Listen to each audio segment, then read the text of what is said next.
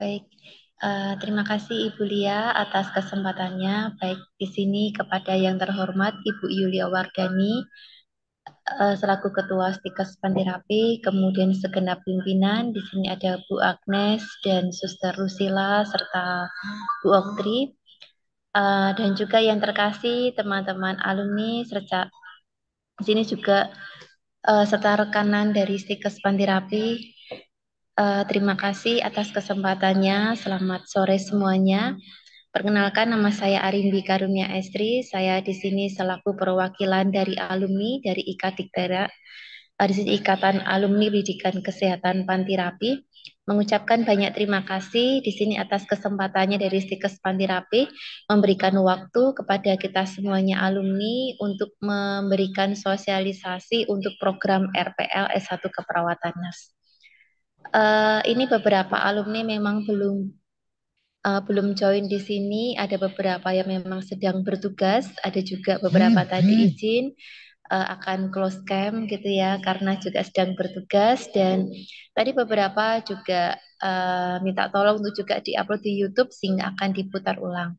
Sungguh ini kesempatan yang baik buat alumni ya untuk mengupgrade ilmu, kemudian jenjang karirnya, sehingga nanti dari D3 keperawatan bisa berproses mengikuti program RPL ini, sehingga nanti lulus dan mendapatkan di sini gelar sarjana keperawatan nurse.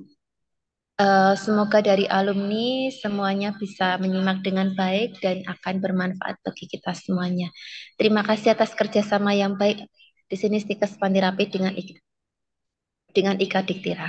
Baik, untuk selanjutnya saya kembalikan lagi ke Stikes Pantirapi. Terima kasih, selamat sore.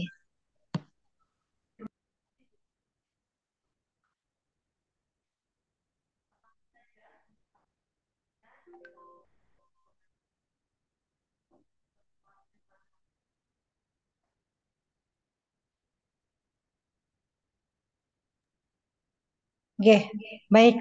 Terima kasih Bu Lia, Bu Arimbi atas kesempatan yang diberikan. Selamat sore, Suster, Bapak Ibu semua. Berkah dalam. Selamat Yang sore. saya hormati seluruh jajaran pimpinan yang ada di sini. Kemudian yang saya hormati Suster Efren dan satu perwakilan dari Rumah Sakit Karitas Klepu sebagai mitra kami yang memang gayung bersambut saja. Tadi Suster Efren colek Suster Lucila, lalu saya sampaikan kita ada event untuk menyampaikan sosialisasi kepada alumni jam 3 ini. Sehingga welcome Suster Efren dan sahabat kami dari Rumah Sakit Klepu Karitas. Dan juga selamat siang kepada seluruh alumni dari Stikes Pantirapi Yogyakarta ya, yang mungkin dulu panjenengan adalah alumni ketika institusi ini menjadi Stikes, ketika institusi ini masih berbentuk akademi keperawatan, dan saat ini ketika kita sudah masuk ke posisi menjadi Stikes Pantirapi. Mohon izin, saya membuka dengan mengenalkan diri dulu.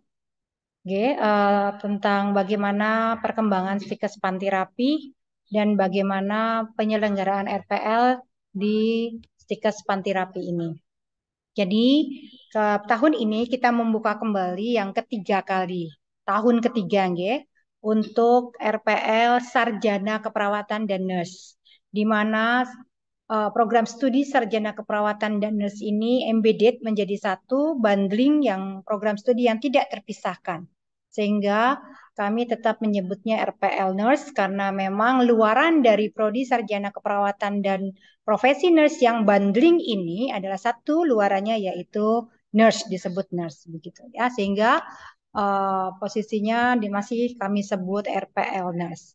Nah, Bapak Ibu Suster yang saya hormati, penyelenggaraan RPL di Stikes Pantirapi tentu saja bukan kali ini saja terjadi, tetapi sudah beberapa kali terjadi. Dan pada tahun 2014 sampai 17 itu kami juga menyelenggarakan 3 tahun ya, 3 kali 3 angkatan RPL untuk dari SPK ke D3, dan saat ini kami juga sudah menyelenggarakan RPL Nurse tahun yang ketiga untuk 3 angkatan.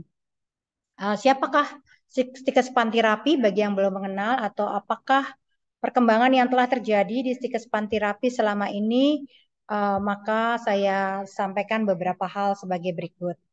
Yang pertama, secara historis, Stikes Pantirapi ini diawali dengan sekolah perawat kesehatan yang berdiri tahun 1939. Oke, maka kalau dihitung dari 1939, institusi ini sudah berusia 84 tahun, yang artinya juga telah memiliki pengalaman mengelola pendidikan kesehatan selama 84 tahun. Kemudian tahun 93, SPK ini melakukan konversi menjadi Akademi Keperawatan dari Sekolah Pendidikan Kesehatan Umum menjadi Sekolah Pendidikan Kesehatan yang kalibernya pendidikan tinggi. Jadi sekolah pendidikan dalam konteks pendidikan tinggi tahun 93. Yang artinya pada tahun 2023 ini penyelenggaraan pendidikan tinggi kesehatan itu sudah dialami selama kurang lebih 30 tahun. Lalu tahun 2017 Akademi Keperawatan mengkonversi diri menjadi Sekolah Tinggi Ilmu Kesehatan Pantirapi dengan 2 kampus besar. Kampus utama mungkin pada saat panjenengan alumni yang dulu dari Akper itu ada di kampus 1, yaitu Jalan Kaliurang kilometer 14, itu yang gambarnya di atas ini. Dan kampus kedua ada 2 gedung besar seperti ini yang ada di kawasan Pringwulung. Jadi kami mempunyai 3 kawasan gedung yang besar.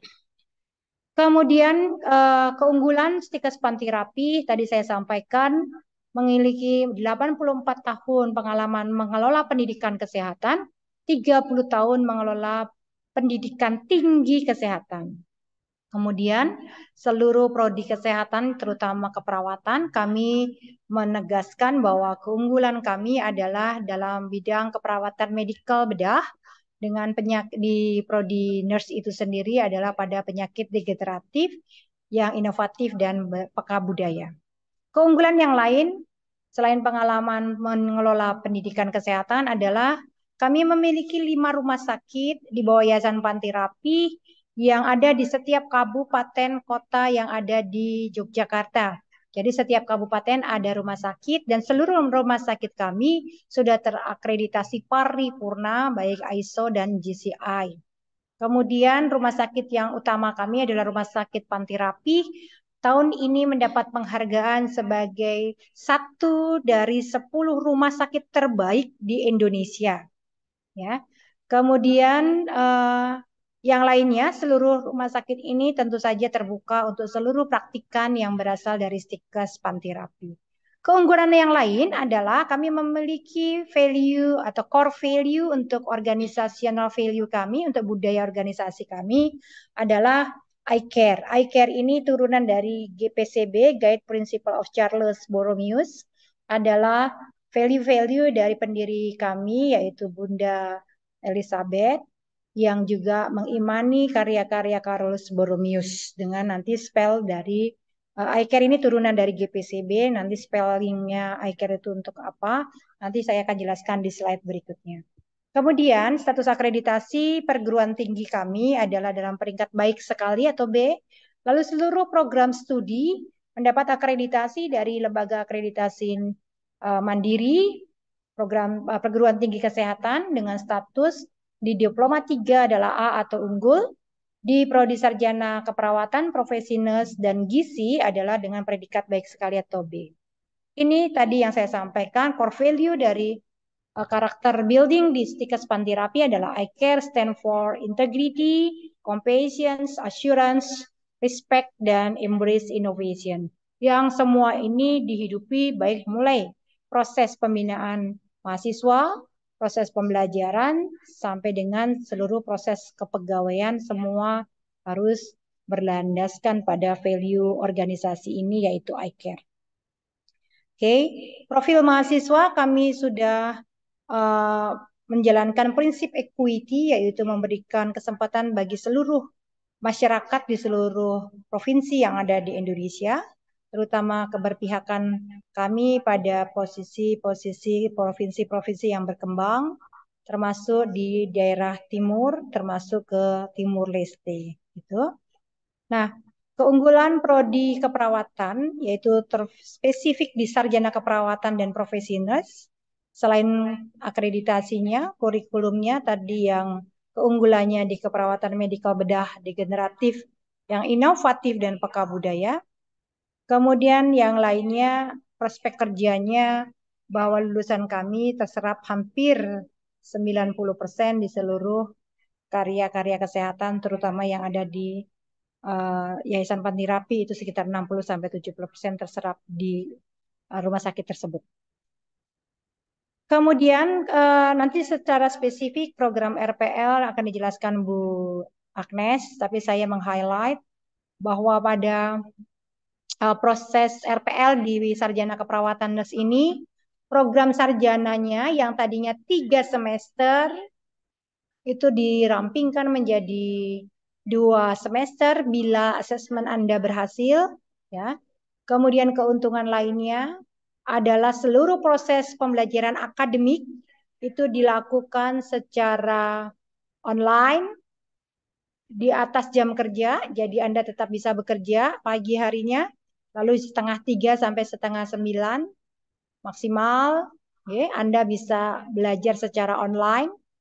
Kemudian posisi di program profesinya kita tetap mematuhi yang 18 SKS per semester atau 36 SKS untuk profesi karena profesinya ini belum dapat di RPL kan karena AIP PPNI dan Kemenkes itu belum saturated kesimpulan tentang profesi yang di RPL kan belum ada keputusan itu, maka kita mengawal seluruh program profesi tetap harus terjadi 36 SKS, tetapi dua semester ini ya 36 SKS itu 2 semester, tetapi 2 semester ini tidak harus diselesaikan seperti yang reguler dalam 12 bulan, tetapi diselesaikan dalam 9 bulan saja.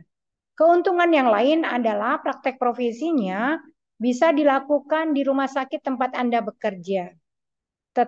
Kecuali di tempat Anda bekerja itu tidak memiliki fasilitas, misalnya tidak memiliki ICU, tidak memiliki misalnya unit hemodialisa, sehingga kompetensi-kompetensi ini terpaksa harus dilakukan di rumah sakit kami ya yang punya fasilitas itu. Jadi sepanjang kompetensi-kompetensi itu dapat dicapai di rumah sakit panjenengan semua, maka praktek profesi bisa dilakukan di tempat panjenengan dengan catatan tadi kompetensi ada di tempat panjenengan dan setidaknya Anda lewat satu ronde stase di rumah sakit yang tipe B gitu ya. Nah, jadi kita bisa rekanan, bisa kemitraan dengan rumah sakit di tipe B. Jadi misalnya Suster Efren di Klepu tidak punya ICU yang memadai, tidak punya HD begitu, maka bisa dilakukan di Rumah Sakit Karitas tempat suster di Palembang atau di tempat kami. Sekaligus terjadi transfer budaya kerja, transfer value, transfer teknologi dan lain sebagainya. Kalau itu memang diharapkan, gitu ya. Itu keuntungan-keuntungan belajar di RPL. Kemudian yang lain ini adalah berbagai contoh fasilitas-fasilitas yang kami miliki di laboratorium. Oke, ini di laboratorium gizi. Lalu ini adalah rumah sakit Pantirapi tipe B.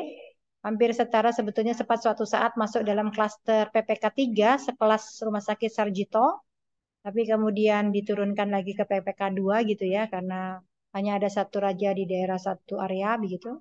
Maka kemudian rumah sakit Pantirapi ini menjadi rumah sakit utama kami untuk praktek dengan tipe B dengan hampir 500 lebih bed capacity dan satu dari 10 rumah sakit terbaik di Indonesia.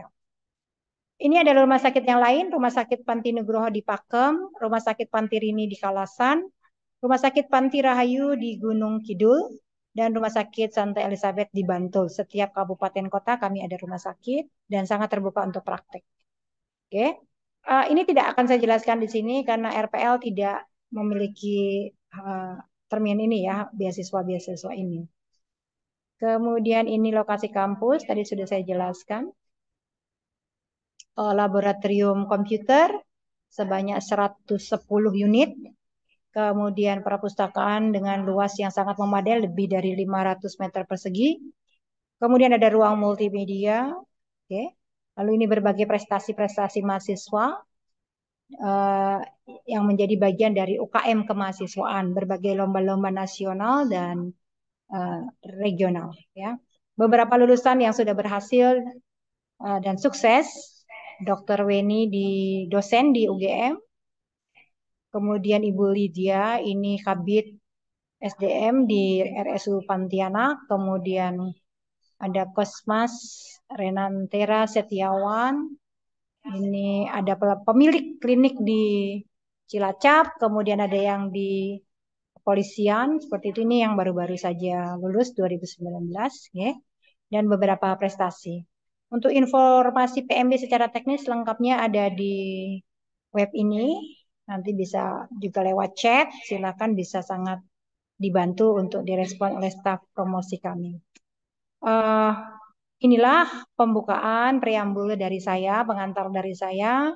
Terima kasih untuk kesediaan panjenengan semua hadir dan menyatakan diri berkeinginan untuk melakukan long life learning lewat program RPL ini. Selamat datang, selamat bergabung, semoga kita berjodoh. Dan satu mungkin saya berharap mungkin jumlah alumni yang hadir saat ini sekitar 25 orang, 20 orang gitu ya. Tetapi Anda bisa menyebarkan kabar ini kepada teman-teman di rumah sakit Anda yang juga ingin bergabung dengan kami. Pembukaan setiap periode itu selalu terjadi setiap 2 minggu. Jadi Anda semua bisa mendaftarkan diri dulu sebagai peserta PMB, pendaftaran penerimaan mahasiswa baru dulu setiap 2 minggu. Dibuka pendaftaran ini sampai dengan bulan Agustus. Kemudian harapannya kalau LPL ya lebih mendaftar lebih cepat lebih baik supaya kami segera bisa menyiapkan proses sosialisasi, bagaimana proses recognition, assessment harus terjadi dan bisa dilakukan jauh-jauh hari persiapannya sehingga tidak harus drop pada hari H karena tidak punya waktu untuk menyiapkan berbagai dokumen untuk di assessment. Harapan saya sekali lagi bisa disebarkan kepada teman-teman Anda di tempat kerja Anda sehingga proses RPL ini bisa menjadi jembatan Anda tidak meninggalkan tempat pekerjaan tetapi dapat melakukan peningkatan latar belakang pendidikan Anda atau continuous education program. Barangkali itu Mbak Lia yang dapat saya sampaikan. Saya kembalikan lagi ke Mbak Lia. Kalau ada diskusi nanti kita bisa diskusi sekalian pada akhir seluruh penjelasan ketika sudah selesai. Matur nuwun Mbak Lia.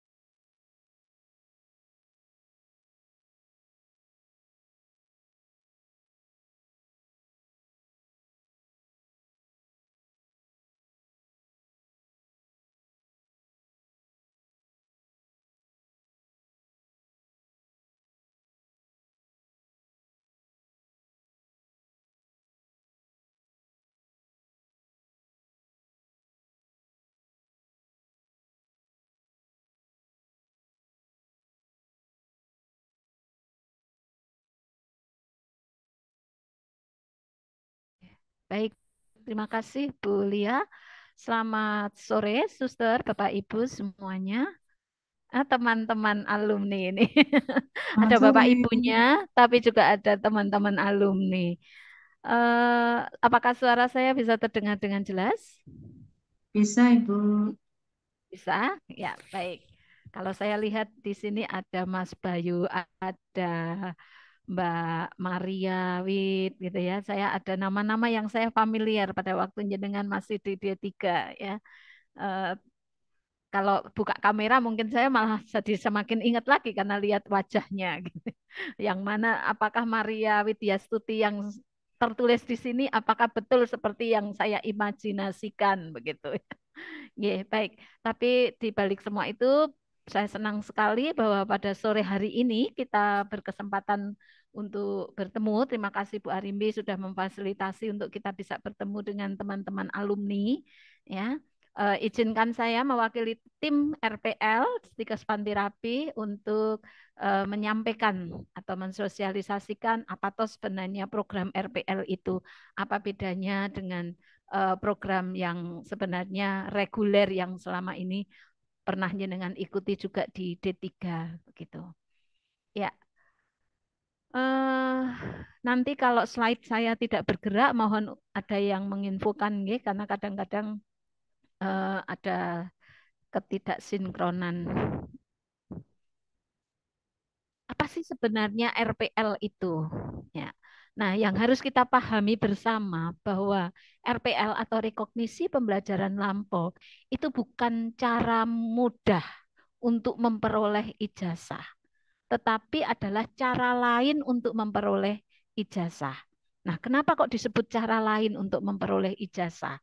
Karena dilakukan pengakuan atas capaian pembelajaran seseorang yang diperoleh dari pendidikan formal atau non-formal atau informal dan atau pengalaman kerja ke dalam pendidikan formal.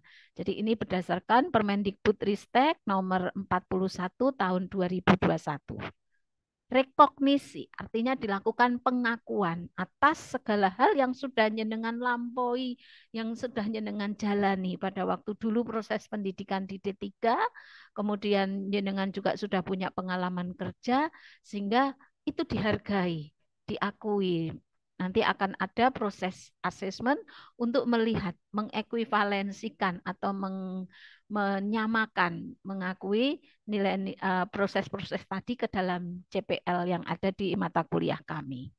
Oleh karena itu bukan cara mudah, karena memang ya di sini ada effort untuk melaksanakan kegiatan RPL itu, tidak hanya sekedar mengikut nanti tahu-tahu dapat ijazah, gitu tidak. Harapannya semuanya effort sehingga nanti akan ada bedanya antara lulusan D3 dengan lulusan sarjana keperawatan yang jenengan merasakan bahwa ada peningkatannya pada waktu saya dulu D3 dengan sekarang di S1. Nah, RPL ini adalah pengakuan atas capaian pembelajaran tadi, maka penyelenggaraan RPL itu sebenarnya ada dua jenis, ada tipe A dan ada tipe B.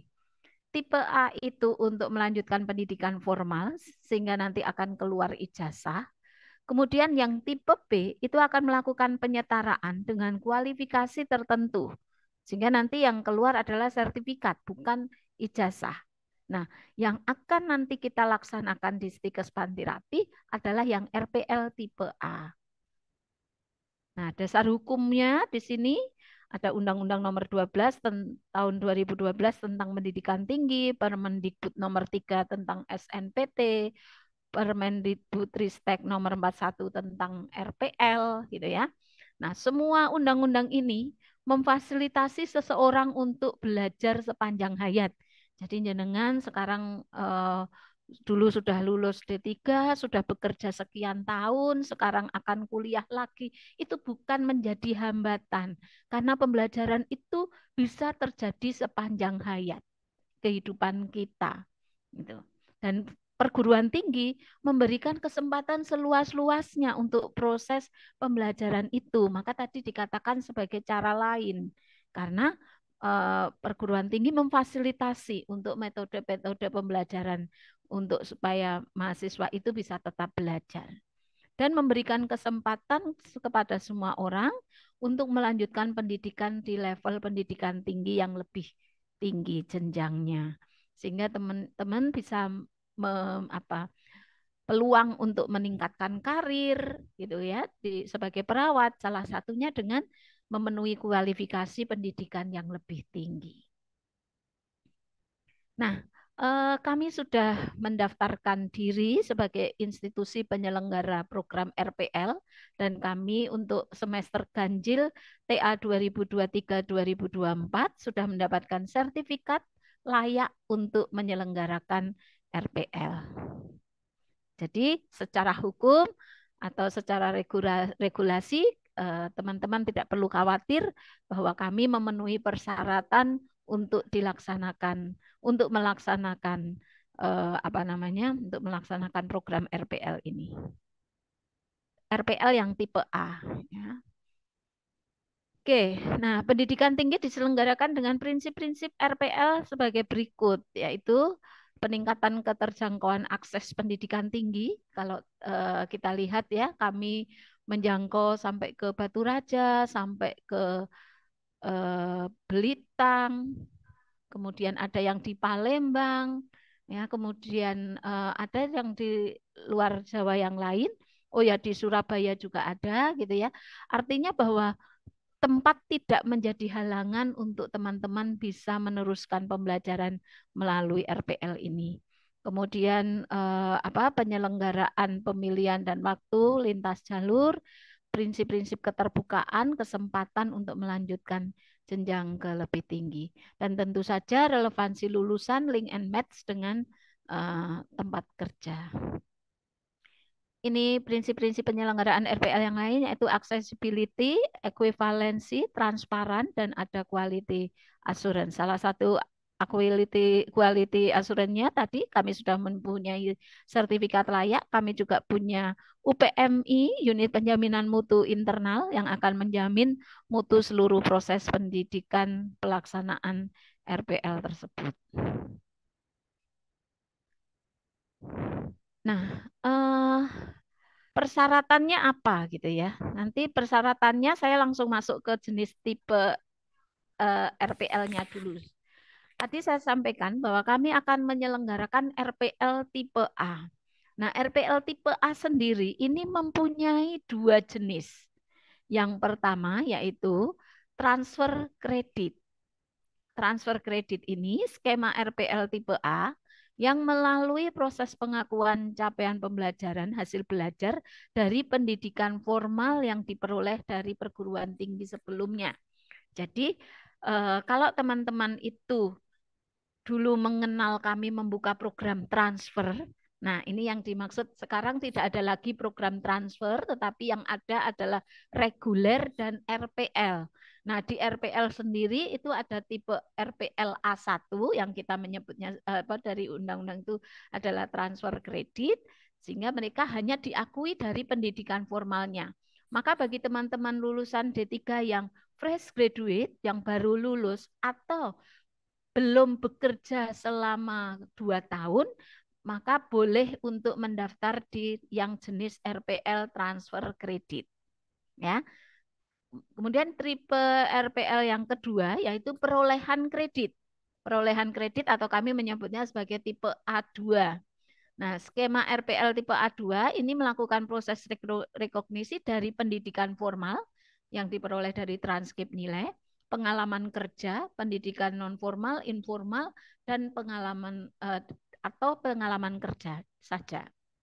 Nah, yang nanti persyaratannya adalah teman-teman yang sudah dari lulusan D3 dan sudah mempunyai pengalaman bekerja 2 tahun ke atas. Ya, jadi yang tadi di bawah 2 tahun atau baru lulus itu bisa mendaftar ke yang transfer kredit. Bagi yang sudah 2 tahun ke atas pengalaman kerja sebagai perawat ya. Jadi bukan pengalaman kerja misalnya ada di administrasi klinik kecantikan, ada di mana, tetapi bukan sebagai perawat. Itu tidak bisa mendaftar ke yang perolehan kredit, tapi bisanya adalah ikut yang transfer kredit. Nah, ini nanti mekanisme yang akan dilalui kalau dengan berminat untuk masuk ke program RPL, dimulai dari kami kami melakukan sosialisasi seperti sore hari ini, kemudian teman-teman nanti yang tertarik bisa melakukan proses pendaftaran sesuai dengan jadwal-jadwal di PMP, kemudian nanti mengikuti proses seleksi di PMP sampai dinyatakan diterima sebagai calon mahasiswa baru di PMP. Nah, setelah mengikuti proses penerimaan calon mahasiswa baru, maka kami akan melakukan proses sosialisasi mengenai asesmen dari RPL itu nanti seperti apa. Kami akan menyelenggarakan proses asesmen 2 kali.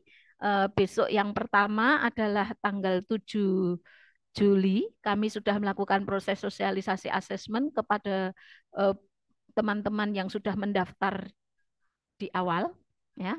Kemudian yang kalau teman-teman ini nanti ikut karena ini akan ikut asesmen di sekitar bulan Agustus. Begitu. Nah, kemudian setelah mengikuti proses asesmen nanti akan dilakukan pengumuman dan sampai ditetapkan bahwa teman-teman diakui mata kuliah apa saja untuk RPL-nya. Nah, untuk yang transfer kredit atau tipe A1 tadi, yang fresh graduate atau kurang dari 2 tahun tadi, teman-teman akan menempuh pendidikan selama 5 semester. Tahap akademik itu 3 semester dan tahap profesi 2 semester. Sedangkan yang perolehan SKS, ya, yang dengan pengalaman kerja, itu akan menempuh pendidikan tercepat selama 4 semester. Tahap akademik itu 2 semester, tahap profesi 2 semester. Seperti yang tadi disampaikan oleh Bu Dhani, bahwa ini adalah nurse, artinya semua pembelajaran tidak boleh hanya sampai di tahap akademik, harus sampai di tahap profesi. Jadi wajib untuk sampai ke tahap profesi. Nah, dengan proses asesmen tadi, maka tiap mahasiswa mungkin saja akan berbeda-beda hasil rekognisinya, hasil pengakuannya. Maka hasil rekognisi nanti akan mempengaruhi lama studi. Maka saya sampaikan dengan hasil rekognisi tadi tercepat 4 semester tetapi terlama itu 5 semester. Maka kalau teman-teman ini berkeinginan untuk cepat, ya berarti nanti memang harus effort menyiapkan diri pada waktu proses asesmen sehingga mata kuliah yang diajukan untuk asesmen itu bisa dinyatakan lulus sehingga teman-teman tidak perlu harus menempuh seluruh pembelajaran yang harus ditempuh selama 5 semester itu. Nah, ini antara reguler dengan yang transfer kredit dan nanti ada yang dari perolehan SKS. Kita sudah menggunakan kurikulum baru yang NES tahun 2022 dengan sejumlah 144 SKS. Nanti akan ada 94 SKS yang diakui melalui transfer kredit. Jadi mau yang transfer kredit ataupun yang perolehan SKS tipe A1 atau A2 itu semua akan diakui 94 SKS yang diperoleh dari transkrip nilai pada waktu D3. Maka saya harapkan teman-teman mulai sekarang mencari transkrip nilainya karena ada yang hilang gitu ya. Jadi kami akan mengganti atau kami akan mengakui nilai-nilai dari D3 itu berdasarkan transkrip nilai. Jadi wajib untuk mengumpulkan transkrip nilai.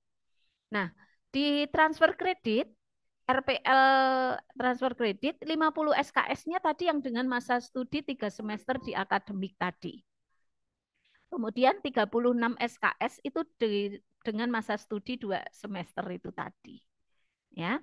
Padahal kalau di reguler itu harusnya itu 8 semester akademik dan 2 semester di profesi.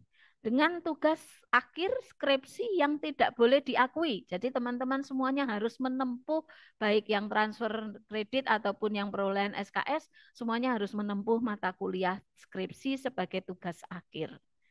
Nah, kalau yang RPL tipe A2 ini menjadi 116 SKS yang diakui dengan asesmen. Karena 94 SKS-nya diakui dengan transfer kredit tadi, transkrip nilai, dan 22 SKS dilakukan dengan proses asesmen. Sehingga teman-teman yang RPL dengan perolehan SKS itu hanya tinggal menempuh wajibnya itu 28 SKS minimal. Tapi kalau tadi ada yang tidak diakui tadi, maka akan maksimal sesuai dengan yang transfer kredit tadi, 50 SKS tadi.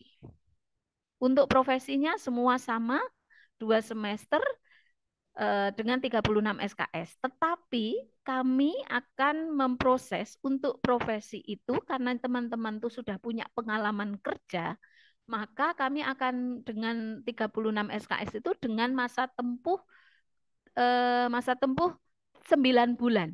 Kenapa bisa lebih cepat? Harusnya setahun 12 bulan menjadi 9 bulan. Karena pada waktu teman-teman bekerja di rumah sakit, jam dinas, maka kompetensi-kompetensi yang diperoleh pada waktu teman-teman bekerja itu bisa dilakukan pengakuan ke kami sebagai capaian-capaian pembelajaran praktek klinik. Sehingga mengurangi waktu yang seharusnya 12 bulan menjadi 9 bulan. Jadi secara cepat atau cepat, ya teman-teman akan lebih cepat daripada yang program lain. Karena ada waktu-waktu yang tadi diakui dengan bekerja itu tadi. Nah, ini mata kuliah nanti bisa dipelajari pada waktu kita akan asesmen, nanti mata kuliahnya apa saja gitu ya, dan ini yang akan dilakukan proses asesmen, nanti mata kuliahnya apa saja, sudah saya sampaikan di sini. Nah, proses asesmen nanti akan dilakukan secara daring, jadi tidak perlu khawatir harus datang ke Jogja. Kemudian berkas-berkas dokumen juga akan dikirimkan, semuanya akan diunggah secara digital melalui sistem kami. Kemudian nanti kalau teman-teman sudah bergabung dengan kami dan akan belajar untuk khusus untuk RPL, kami memang untuk teori 100% adalah daring. Kemudian nanti untuk praktik lab dan klinik, untuk praktik lab dan klinik itu nanti akan luring, tetapi untuk tempatnya nanti bisa menggunakan tempat belajar di tempat jenengan bekerja. Itu. Nah, nanti kalau ada rumah sakit yang belum memenuhi kriteria karena mahasiswa praktek itu harus melewati rumah sakit tipe B atau 2 paling tidak, nah nanti kita akan pikirkan untuk bekerja sama dengan rumah sakit di sekitar teman-teman yang mempunyai kualifikasi B. Tapi kalau tempat rumah sakitnya itu sudah B, sudah aman. Jadi tidak perlu harus pindah kemana-mana. Begitu. Materi-materi juga akan disampaikan secara digital, modul cetak, ya, dan tidak perlu harus ngeprint gitu ya. Semuanya akan kami sampaikan melalui secara daring. Mungkin itu yang bisa saya sampaikan. Nanti kalau ada sesuatu hal yang kurang jelas terkait dengan proses asesmen, proses pendaftaran, dan lain sebagainya, nanti bisa ditanyakan dalam proses diskusi. Begitu Bu Lia, saya kembalikan ke Bu Lia. Matur nuwun.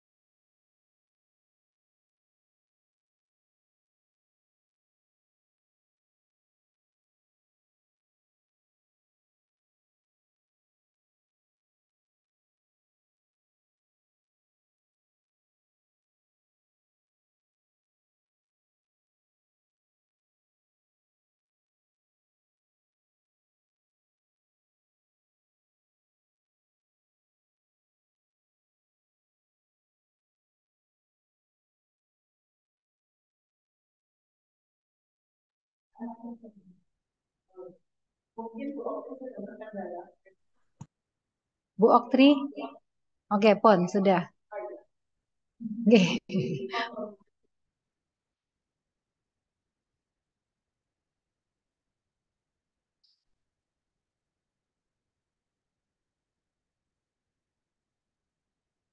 Masih di mute, Bu Oktri. Ya, apakah suara saya jelas terdengar? Halo, terdengar nggih? Sampun, Bu. Ya, saya sampaikan biaya dulu. Atau mau ada diskusi dulu sebelumnya?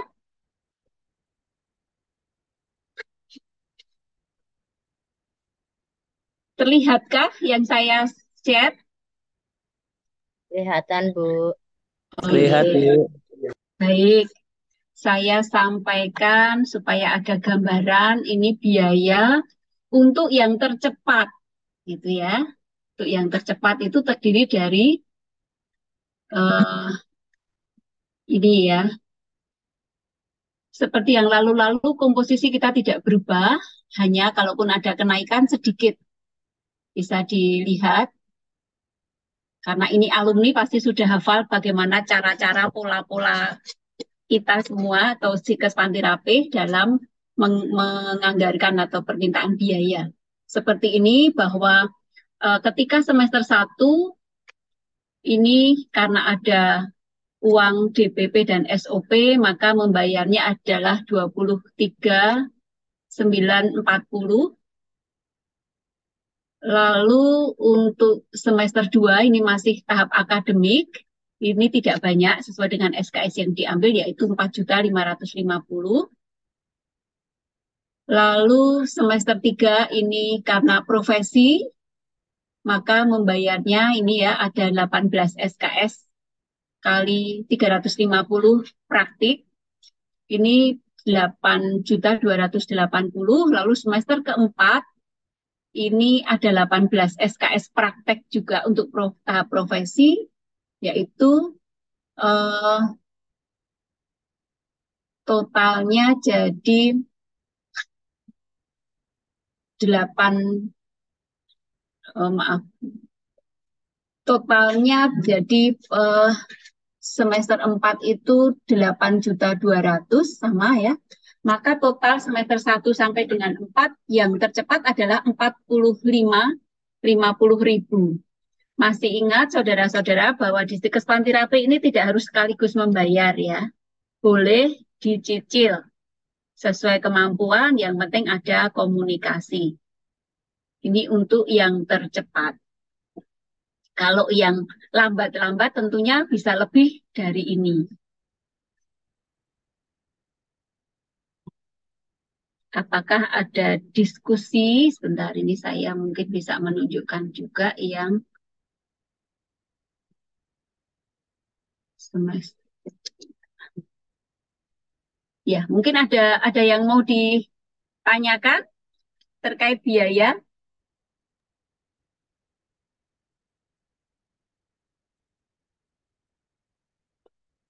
Halo?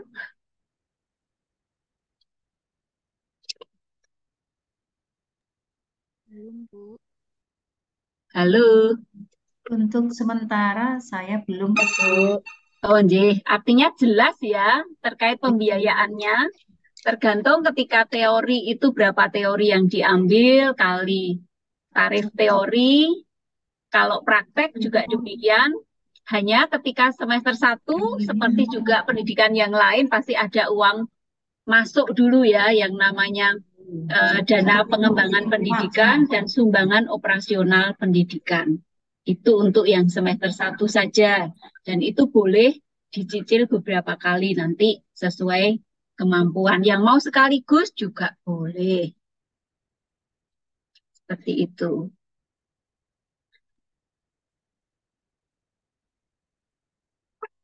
Silahkan kalau ada klarifikasi atau pertanyaan, monggo. Kalau belum ada, saya kembalikan ke Mbak Lia. Monggo untuk dipandu, Mbak.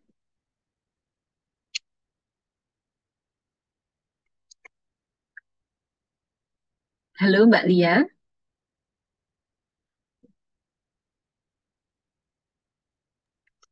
Bu, selamat sore, Bu. Izin bertanya. Ya, iki Maria Widyastuti, po, dari NTT. Nggih, Bu. Walah, Ibu Amandus. Nggih, leres. Sip, selamat ketemu lagi, Mbak. Nggih, sore, Silakan, Bu. Mbak Maria, senang bergabung. Enggak, Bu, mau nanya. Ya, waktu Ya. itu saya pernah dapat brosur dari WA-nya Stikes Panti Rapih. Nah, waktu itu kan disampaikan untuk biaya RPL-nya ini selama 3 semester. Hanya 3 semester saja yang kemarin saya dapat brosurnya itu dengan totalan kurang lebih hampir 38 juta. Berarti kita ikutnya yang baru ini ya, Bu? Oh, iya, itu mungkin WA-nya tidak yang sekarang-sekarang ya, Mbak Maria ya? Sudah WA-nya yang lama itu. Bulan apa ya? Saya lihat dulu, Bu. Ya, itu yang bulan yang Maret, lalu Bu. itu. Bulan Maret. Oh, bulan Maret. Nggih. Oh, mungkin itu memang penyelenggaraan yang lalu, Mbak. Oh gitu. Ini sekarang adalah ini sudah kita pepet-pepetkan tetap seperti itu karena untuk praktek memang praktek profesi ini biayanya banyak ya, bengkak begitu. Lalu kita adjust ulang lagi, lalu terjadilah yang sekarang ini. Dan boleh dicicil Mbak Maria. Begitu nggih, Oh, jelas ya Mbak oh Maria. nggih, Bu. Nek Mas Amandus itu sudah nurse ya? Belum, Bu. Semuanya masih D3. Oh yo, di sana harus menjadi pionir ya. Nggak boleh, nggak bisa, umurnya sudah lewat. Saya izin tambahkan, Nggih, Bu. Monggo. Mbak Maria, mengapa ada perbedaan sekitar 6 juta lebih begitu ya. Jadi pada posisi kan ada 2 prodi ya, ada sarjana keperawatan, ada profesi nurse. Pada posisi pembiayaan yang 38 juta itu, Mbak Maria, posisi profesi nurse-nya itu di RPL-kan juga, sehingga tidak harus 36 SKS pada saat itu. Tetapi bulan Mei kami itu konsolidasi ke PL2 Dikti. Sampai di bulan itu Kementerian AIPNI, penyelenggara profesional seluruh Indonesia, dan PPNI itu belum ada tanda-tanda sepakat bahwa profesi di RPL-kan. Sehingga keputusan kami adalah profesi harus 36 SKS. Yang lalu profesi itu bisa 20 SKS, bisa 20 sekian SKS berdasarkan hasil asesmen. Tapi yang periode tahun kedua kemarin, kami juga mendorong untuk dikejar 36 SKS. Itu pertama. Jadi ada penambahan SKS signifikan di mana seluruh program profesi harus diambil paket utuh sesuai undang-undang, yaitu 36 SKS, sesuai peraturan menteri. Nah, itu yang pertama. Posisi itu membuat SKS praktek profesi menjadi 100%, tidak di RPL kan. Tetapi yang di RPL kan adalah SKS yang di sarjana keperawatan. Nah, kami kebijakannya pada kali lalu, SKS di sarjana keperawatan itu yang diakui transfer kredit dari transkrip D3 itu hanya 84 SKS. Dan yang sekarang kami dorong untuk ditingkatkan menjadi 94 SKS. Sehingga yang di sarjana keperawatan kami turunkan atau kami berikan turunkan beban, ya kami turunkan beban untuk ditransfer kreditkan sehingga berpotensi itu tidak diambil 10 SKS. Jadi itu pengurangan beban 10 SKS di sarjana keperawatan, tetapi penaikan beban di profesi, di mana SKS profesi itu bisa 3 kali lipat SKS-nya teori Mbak, karena harus lewat stase ke rumah sakit ABC, bahan habis pakai dan lain sebagainya seperti itu, termasuk dan lain-lain yang digunakan untuk membayar profesi. Peningkatan SKS profesi dari yang dulu bisa ada yang 11, ada yang 20 menjadi 36 tentu saja signifikan. Menambah hampir 16 SKS profesi. Nah, kebijakan yang lain yang ketiga adalah di biaya profesi yang reguler, 1 SKS itu 450.000. Sedangkan biaya profesi yang di RPL ini kami ambil kebijakan 1 SKS itu 300.000. Jadi ada pemotongan biaya profesi per SKS juga untuk RPL yang tidak dinikmati oleh mahasiswa yang profesi reguler. Nah, sehingga dengan 3 kebijakan itu menurunkan SKS di sarjana di teori, menambah SKS penuh di profesi untuk aman secara reguler, secara peraturan pemerintah diamankan, agar Anda lulusannya nanti tidak ada kendala saat UPOM, karena harus memang menyelesaikan 36 SKS, kemudian menurunkan tarif SKS praktek profesi dari 450 menjadi 300.000 per SKS, itu adalah kebijakan-kebijakan yang diambil. Sehingga totalnya kemudian dari 38 juta itu menjadi 45 juta. Jadi naik sekitar 6 jutaan, tetapi profesi Anda aman, 36 SKS dan tidak ada keraguan, ketidakamanan ketika akan ukom gitu. Itu penjelasan detailnya Mbak mengapa berbeda begitu. Atur nuwun. Oh, iya, Ibu. Terima kasih, Ibu. Terima kasih Bu Dani. Saya kira ini menjadi penjelas betul mengapa kita berbeda dengan RPL yang lalu. Gitu ya Mbak Maria, jelas nggih? Nggih, Bu. Baik, terima kasih Mbak Maria. Monggo yang lain kalau masih ada. Di kolom chat Ibu dari Mbak Nabela itu pertanyaannya, Bu, maaf saya mau bertanya, saya bekerja di klinik mata Nusantara sehingga tidak ada lahan praktik, jadi terhalang oleh praktik kliniknya. Bagaimana ya Bu? Monggo Ibu-ibu yang mau menjawab. Monggo Bu Agnes mungkin ya dalam hal ini. Di sini rumah sakit ini kan nggak ada. Dari Kolom chat Pak.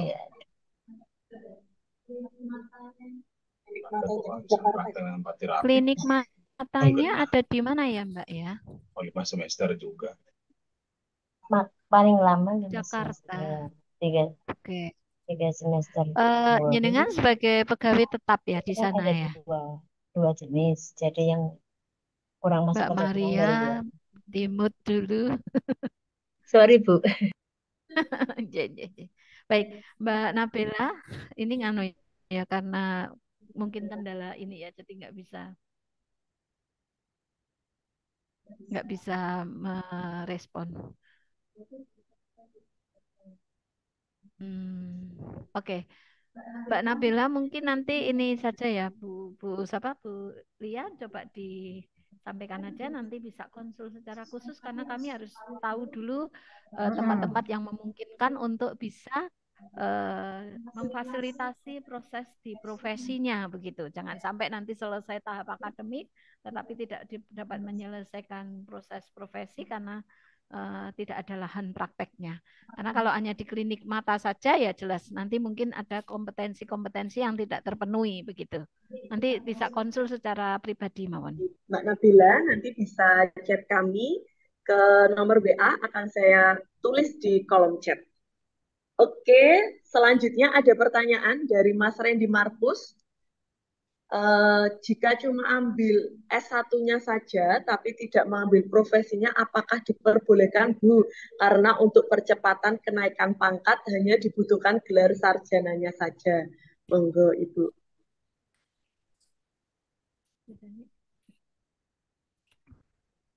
Nggak bisa. Udah jawabannya. Baik. Kalau secara ini, kami itu kan di sarjana di nurse itu KKNI-nya adalah level 7. Artinya bahwa kami mengukur kemampuan pencapaian kompetensi standar kompetensi nurse itu baru pada level 7, yaitu setelah mereka menyelesaikan uji setelah mereka menyelesaikan tahap profesi. Karena begini, bandingnya itu tahap akademik harus dilewati, kemudian kami memang harus melakukan yudisium kelulusan sarjana akademik, dan mahasiswa nanti akan keluar ijazah sarjana keperawatan, dan ada penomoran ijazah secara nasional, itu di tahapan sarjana keperawatan, tetapi dia belum menjadi tenaga kesehatan sebagai nurse, karena dia baru sebagai sarjana keperawatan. Nah, kemudian mereka akan masuk ke tahap profesi. Setelah itu masuk profesi, menyelesaikan tahap profesi, terus uji kompetensi. Nah, diukur KKNI-nya itu adalah di tahap uji kompetensi itu sebagai KKNI level 7 tadi. Nah, setelah selesai semua, maka proses yudisium secara keseluruhan dari proses kelulusan program itu akan dilaksanakan setelah profesi tersebut. Baru dilakukan proses wisuda. Jadi memang mereka harus menyelesaikan, dan sebagai tenaga kesehatan nurse adalah setelah melewati masa profesi. Saya tambahkan Bu Agnes. Saya tambahkan yang pertama, program studi ini bundling. Jadi nggak bisa dikotomi sarjananya saja atau profesinya saja. Jadi bundling di semua program studi itu menjadi satu kesatuan, itu yang pertama. Kemudian yang kedua, di dalam peraturan Menteri Pan-RB yang mengatur CPNS termasuk di situ bahwa sarjana keperawatan tuh tidak ada slot golongan ruangnya. Yang ada itu yang diakui dalam Permen Pan-RB yang diakui adalah nurse golongan 3B kalau tidak salah yang sekarang. Sehingga karena situasi regulasinya seperti itu, baik regulasi dari pemerintah dalam hal ini Permendikbud, dari Kementerian Pendidikan dan Kebudayaan, seluruh program profesi itu harus bundling, maka tidak boleh meluluskan hanya sampai sarjana keperawatan. Karena harus bundling sampai tuntas level 7 yaitu nurse. Lalu dari kementerian setelah Anda lulus, dari Kementerian Pan-RB yang diakui itu nurse, tidak ada slot untuk sarjana keperawatan. Nah, gitu. Jadi daripada panjenengan nanggung sampai sarjana untuk jenjang karir panjenengan, tapi regulasinya Pan-RB sudah jelas harus sampai nurse, kan lebih baik langsung harus sampai nurse. Begitu nggih, Pak Nuwun. Terima kasih Bu Dani dan Bu Agnes untuk penjelasannya. Semoga yang pertanyaannya Mas Randy tadi bisa menjawab untuk semua alumni yang mungkin mempunyai pertanyaan yang sama ya. Oke, ada pertanyaan selanjutnya dari Mbak Fani Dista dari Rumah Sakit Sekar Kamulyan. Selamat sore Ibu, izin bertanya, saya sudah bekerja hampir 2 tahun, namun rumah sakit tempat saya bekerja ada ketentuan-ketentuan jika mengikuti program RPL. Sedangkan saya ingin mengambil program RPL lebih cepat. Jika saya memilih untuk mengambil RPL dan tidak bekerja nantinya, bisa tetap ambil RPL perolehan SKS atau yang transfer kredit ya Bu. Terima kasih. Monggo Bu Agnes Maha atau Bu Dani, silakan. Baik, terima kasih Mbak Fani. Jadi yang kami syaratkan dalam proses RPL program tipe A2 atau yang perolehan SKS itu adalah mempunyai pengalaman kerja minimal 2 tahun sebagai perawat. Jadi kalau jenengan sudah bekerja 2 tahun di tempat rumah sakit jenengan, kemudian resign, ya sudah memenuhi. Artinya secara administrasi sudah memenuhi sudah memenuhi persyaratan tersebut. Hanya memang nanti pada waktu proses asesmen, kalau jenengan itu tujuannya biar lebih cepat gitu ya, artinya harus diimbangi dengan effort pada waktu asesmen. Karena memang beberapa pengalaman kami gitu ya, pada waktu pengalaman kerjanya banyak, itu ya banyak sekali mata kuliah yang bisa diakui, direkognisi. Karena memang begitu kaya pengalaman yang bisa menunjukkan bahwa capaian pembelajaran itu bisa tercapai. Nah, Mbak Fani nggak usah khawatir, jenengan bisa tetap kumpulkan selama 2 tahun bekerja ini, punya bukti-bukti dokumen-dokumen apa yang menunjukkan bahwa jenengan kompeten atau mampu pernah melaksanakan tugas sebagai apa perawat pelaksana atau mungkin pengalaman bekerja yang seperti apa, mampu melaksanakan tugas apa saja, silahkan jenengan kumpulkan sehingga nanti kalau misalnya itu portofolionya itu belum memenuhi, maka nanti proses asesmen berikutnya adalah proses asesmen lanjut. Proses asesmen lanjut itu bisa dilanjutkan dengan wawancara, pertanyaan-pertanyaan lisan tentang pengetahuan-pengetahuan mata kuliah tersebut, kemudian bisa sampai ke uji tulis, bisa sampai ke uji demonstrasi. Nah, kalau sudah dengan mekanisme jenis-jenis asesmen tadi, yang asesmen pertama portofolio, kemudian tulis atau tadi semua sudah dilewati, ternyata jenengan belum memenuhi untuk bisa diakui dalam mata kuliah tersebut, maka baru mata kuliah itu dinyatakan tidak lulus atau tidak bisa diakui. Maka jenengan wajib untuk mengikuti kuliah. Tapi pada waktu proses asesmen portofolio terpenuhi, maka tidak perlu ada asesmen yang lain. Cukup dengan portofolio. Tapi kalau misalnya portofolio tidak terpenuhi, dilanjutkan dengan asesmen lanjutan yang lain ternyata terpenuhi, maka jenengan dinyatakan lulus asesmennya. Maka jenengan tidak perlu mengambil mata kuliah tersebut. Begitu, itu yang tadi membedakan satu dengan yang lainnya, mata kuliah yang akan diambil itu bisa berbeda. Minimal 28 SKS-nya sama, 28 SKS-nya sama. Tetapi nanti bisa bervariasi sesuai dengan mata kuliah yang diakukan. Maka Mbak Fani nggak usah khawatir, semangat untuk mengikuti proses asesmen. Mudah-mudahan mata kuliahnya bisa banyak yang diakui walaupun pengalaman kerjanya masih 2 tahun, sehingga pengalaman ya, proses pendidikannya juga tetap menggunakan yang tercepat 2 tahun, 2 semester itu tadi. Begitu Bu Lia. Terima kasih Bu Atresmaha untuk penjelasannya. Semoga jelas ya Mbak Fani. Kita tunggu untuk mendaftar di Stikes Pantirapi, kembali ke rumah untuk melanjutkan studinya. Ya, ada pertanyaan lagi ini Bu dari Mas Adimas. Selamat sore Suster, Ibu-ibu. Saya Adimas, alumni D3 lulus tahun 2019. Izin bertanya, program RPL ini apakah setiap tahunnya ada Bu? Terima kasih. Enggak Bu. Oke, baik. Saya mencoba menjawab. Pada tahun 2021, ketika pertama kali Stikes Pantirapi ditunjuk oleh pemerintah menyelenggarakan RPL NES ini bersama Bethesda, itu hanya 2 institusi ya, the only institusi di Jogja, hanya 2 gitu yang menyelenggarakan RPL. Pada saat itu mungkin kalau seluruh Indonesia penyelenggara RPL-nya masih 60, 50 gitu seluruh Indonesia. Dan RPL-nya bukan hanya RPL NES, tapi semua RPL ya.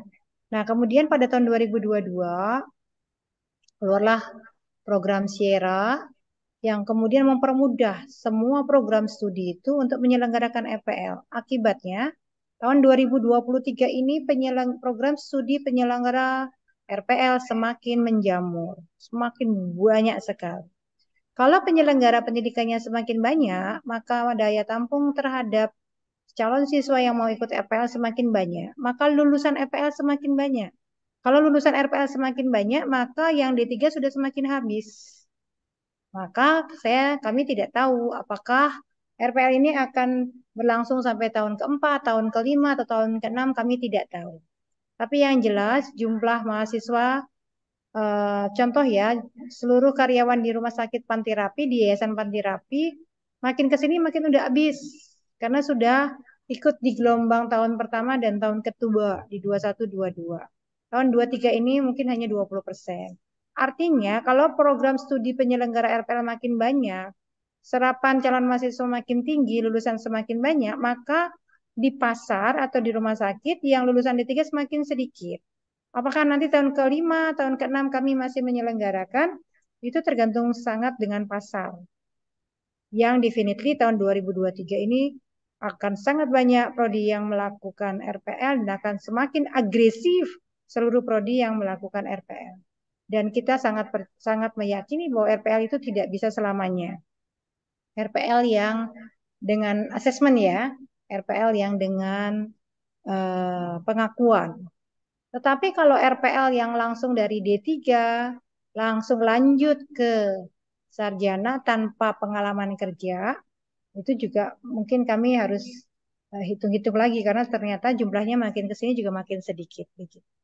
Jadi apakah akan lanjut sampai tahun angkatan ke-5, angkatan ke-6 atau tidak, itu tergantung grafik yang kami dapatkan di tahun ke-3 ini dan tahun ke-4 nanti. Begitu kita akan lihat apakah animonya masih bagus. Begitu yang dapat saya sampaikan Mas Dimas ya tadi yang bertanya ya.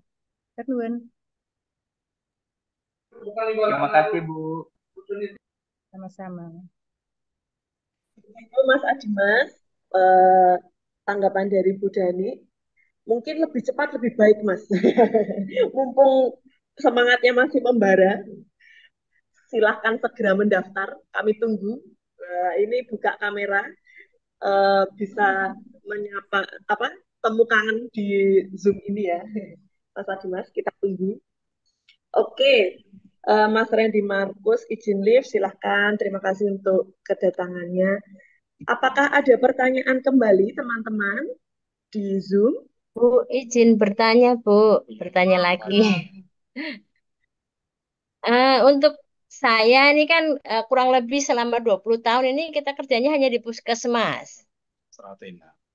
Puskesmas, lalu kalau nanti untuk asesmen atau untuk apa, saya tidak punya pengalaman untuk kerja di rumah sakit umum, rumah sakit begitu. Kira-kira nanti pengakuan ininya bagaimana, Bu? Baik. Langsung, kuliah.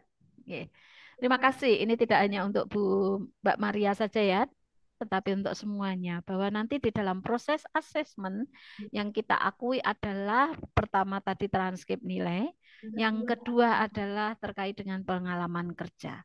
Nah, misalnya Mas Samando sama Mbak Maria ini full di puskesmas, ya tidak apa-apa. Nanti silahkan, nanti kan sudah ada daftar mata kuliah yang akan dilakukan proses asesmen dengan pengalaman kerja.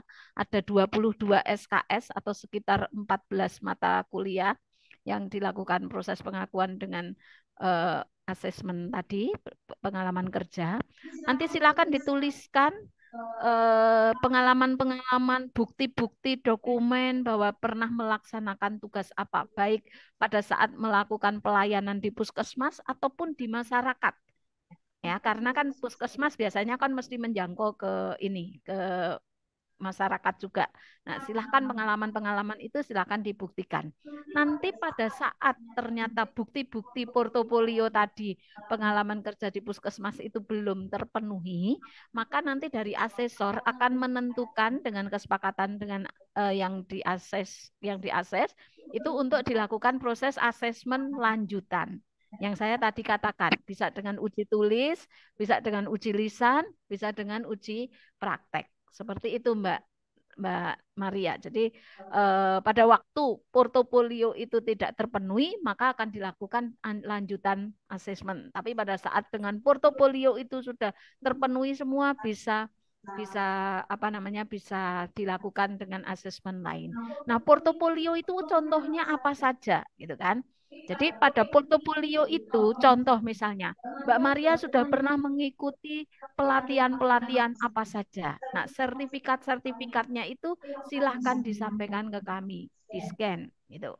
Kemudian yang kedua, pasti di puskesmas juga ada ujian-ujian kenaikan jenjang perawat kan? Nah, itu juga pasti ada dokumennya, itu bisa disampaikan ke kami supaya nanti bisa diidentifikasi. Oh, ternyata ada update apa atau mungkin dinyatakan Mbak Maria itu mampu dalam perawat apa gitu. Nah, portofolio itu termasuk juga penghargaan. Mbak Maria sebagai perawat di puskesmas mungkin punya penghargaan tertentu. Nah, itu buktinya itu boleh disampaikan ke kami. Tentu saja 20 tahun bekerja, ini banyak hal yang pengalaman yang didapat selama bekerja di puskesmas nanti bisa disampaikan sebagai portofolio itu tadi. Begitu Mbak Maria? Iya, Bu. Terima kasih. Yeah. Terima kasih Mbak Maria dan Bu Agnes Mahayanti untuk penjelasannya. Teman-teman, apakah ada pertanyaan lagi? Mumpung bisa bertemu dalam forum ini. Jika teman-teman masih belum ada pertanyaan, tetapi nanti setelah Zoom ini berakhir dan terbersit pertanyaan, oh ya tadi mau nanya ini lupa, silakan nanti bisa chat ke kami melalui WhatsApp Stikes Pantirapi Yogyakarta di 0811258977. Sudah saya chatkan di kolom chat, bisa nanti teman-teman save. Kalau teman-teman nanti ada pertanyaan setelah Zoom ini berakhir, teman-teman bisa langsung chat kami ke nomor itu. Tanggal PMB-nya Mbak Dia. Periode PMB-nya ini. Oh iya. Untuk periode pendaftaran ini yang paling dekat ini sampai tanggal 17 sampai 25.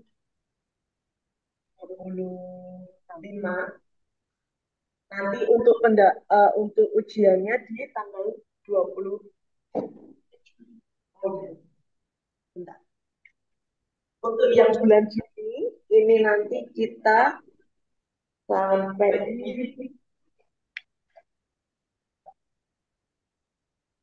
Ya, yang terdekat ada di tanggal 30 tesnya, teman-teman. Nanti akan saya bagikan di grup WA alumni untuk jadwal-jadwalnya.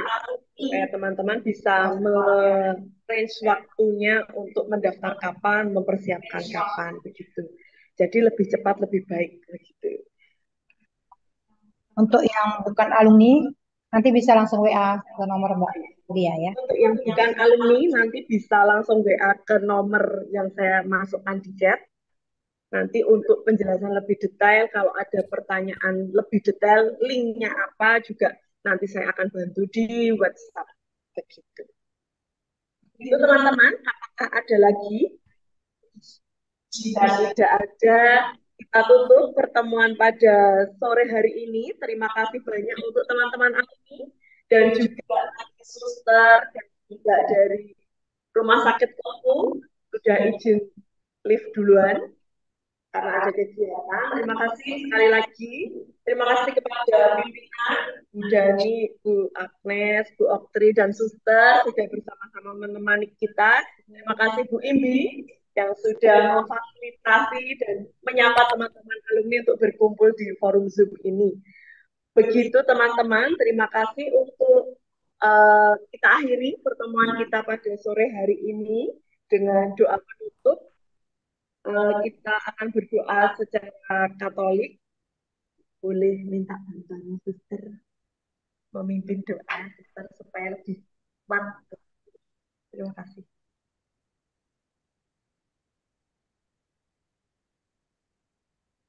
Baik teman-teman sekalian, marilah sebelum kita menutup kegiatan ini, kita berdoa terlebih dahulu. Demi nama Bapa dan Putra dan Roh Kudus, amin.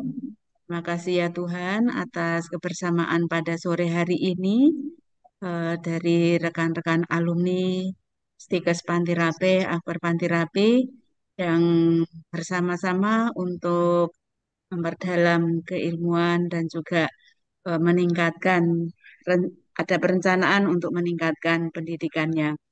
Semoga Engkau beri jalan yang terbaik bagi kami semua ya Tuhan untuk kebaikan bersama. Berkatilah semua kegiatan dan karya-karya kami bagi teman-teman yang masih akan melanjutkan kegiatan dan juga bagi teman-teman yang akan pulang ke rumah masing-masing. Semoga Engkau senantiasa memberikan kekuatan dan kesehatan bagi kami dan memberikan rahmat-rahmat yang kami butuhkan untuk melanjutkan kegiatan kami. Tuhan, doa ini kami haturkan kepadamu melalui perantaraan Tuhan kami Yesus Kristus. Amin. Demi nama Bapa dan Putra dan Roh Kudus. Amin. Terima kasih. Terima kasih semuanya. Selamat sore. Tenun semua teman-teman. Terima kasih.